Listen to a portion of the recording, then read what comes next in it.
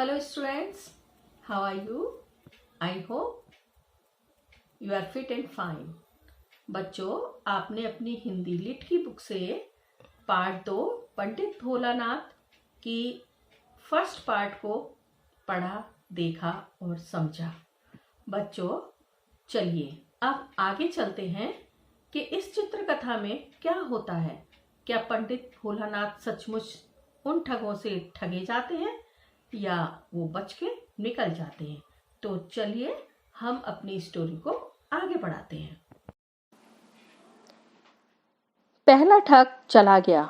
थोड़ी दूर चलने के बाद दूसरा ठग मिला और पंडित जी को नमस्कार करके बोला, पंडित जी, ये कुत्ता आपको कहाँ से मिला?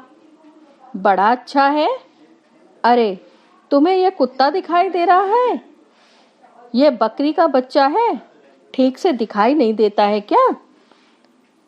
तो ठग पंडित जी से कह रहा है, महाराज, आपको क्या हो गया है?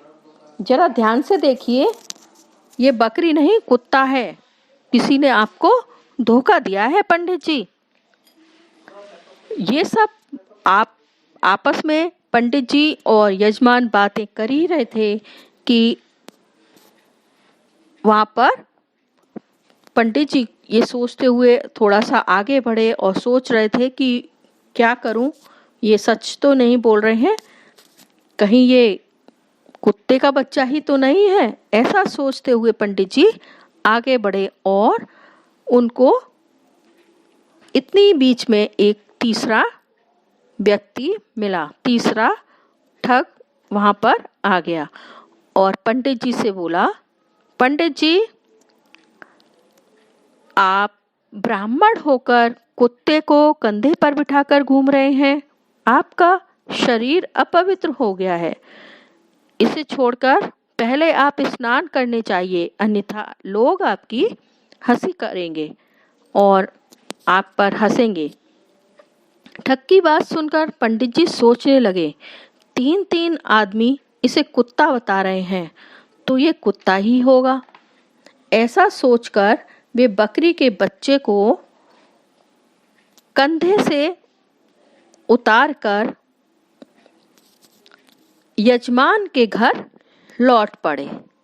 यजमान के घर पहुंचकर पंडित जी ने सारी बातें बताई और सारी बातें सुनने के बाद यजमान ने कहा, पंडित जी, उन 3 धूर्तों ने आपको ठग लिया। वह कुत्ता नहीं, बकरी ही थी। आपको उनकी बातों में नहीं आना चाहिए था।